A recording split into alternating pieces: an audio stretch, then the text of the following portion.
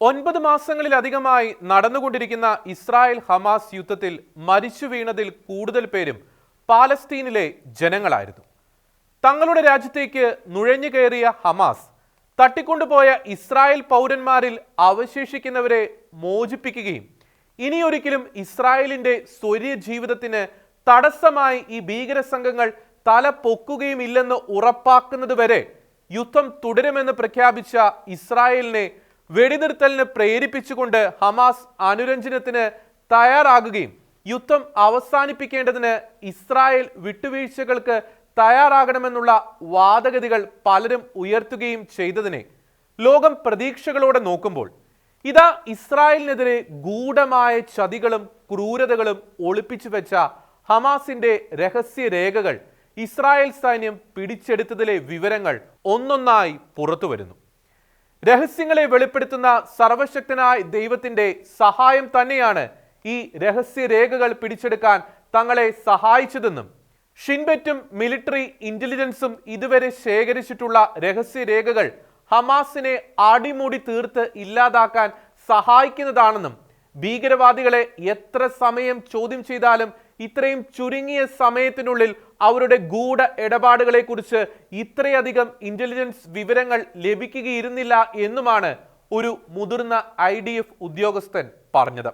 Israel നേതാക്കളിൽ കൊന്നുകളയേണ്ട വ്യക്തികളുടെ പേരുവിവര പട്ടികകൾ വീണ്ടും കുരുതികൾ നടപ്പാക്കേണ്ടതിന് ആസൂത്രണം ചെയ്തിരിക്കുന്ന ക്രൂരമായ തന്ത്രങ്ങൾ, ആഗോള വ്യാപകമായി നടത്തേണ്ട ഭീകര പ്രവർത്തനങ്ങൾ, വ്യവസ്ഥാപിത ഭീകരവാദത്തെ ഊട്ടിയുറപ്പിക്കുന്ന തന്ത്രങ്ങൾ എന്നിവയെല്ലാം ഹമാസിന്റെ ടണലുകളിൽ നിന്ന് കണ്ടെടുത്ത രഹസ്യ രേഖകളിൽ വ്യക്തമാക്കിയിട്ടുണ്ട്.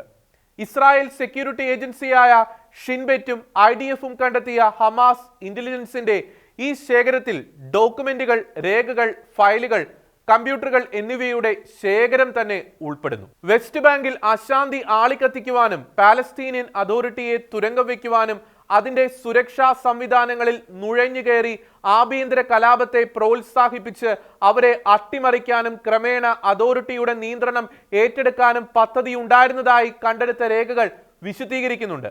ജൂതന്മാരെ ഓടിക്കുകയോ കുത്തിക്കൊലപ്പെടുത്തുകയോ ചെയ്യുന്നത് എങ്ങനെയെന്ന് പഠിപ്പിക്കുന്ന കുട്ടികൾക്കായുള്ള പുസ്തകങ്ങളും മൃതദേഹങ്ങൾ വികൃതമാക്കുന്നത് എങ്ങനെയെന്നും മുറിച്ചു മാറ്റുന്നത് എങ്ങനെയെന്നും വിശദീകരിക്കുന്ന രേഖകളും കണ്ടെത്തി. ഇസ്രായേലിനെതിരെ വിദ്വേഷം വളർത്തുന്നതിനും തീവ്രവാദം പ്രോത്സാഹിപ്പിക്കുന്നതിനുമുള്ള ചിട്ടയായ പ്രക്രിയയെ സൂചിപ്പിക്കുന്ന ഏകദേശം 1500ഓളം ആന്റി സെമിറ്റിക് പുസ്തകങ്ങൾ കണ്ടെത്തിയവയിൽ ഉൾപ്പെടുന്നു. യൂറോപ്പ്, ജോർദാൻ, ഈജിപ്റ്റ്, US തുടങ്ങിയ വിദേശ രഹസ്യാന്വേഷണ സംഘടനകളുടെ കണ്ണിൽപ്പെടാത്തതും മാധ്യമങ്ങളുടെ റഡാറിന് കീഴിലുള്ളതുമായ പ്രദേശങ്ങളിൽ ലോകമെമ്പാടും എങ്ങനെ പ്രവർത്തിക്കണം എന്നതിനെക്കുറിച്ചുള്ള വിശദമായ പദ്ധതികൾ ഹമാസിന്റെ കൈവശമുള്ള രേഖകളിൽ കണ്ടെടുത്തു.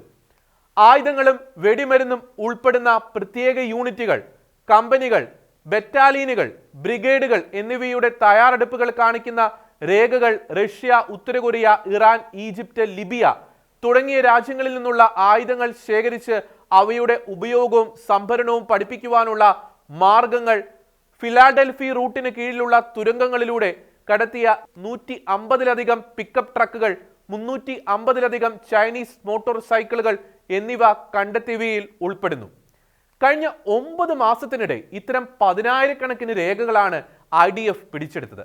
ഇത്തരത്തിൽ നൂതന ആയുധങ്ങളുടെ വാങ്ങൽ, സമഗ്രമായ പരിശീലന മാനുവലുകൾ എന്നിവയാൽ പൂർണ്ണമായ ഒരു ശക്തമായ സൈന്യത്തെ കെട്ടിപ്പടുക്കുന്നതിനുള്ള ശ്രമം തന്നെയാണ് ഹമാസ് നടത്തിക്കൊണ്ടിരുന്നത്.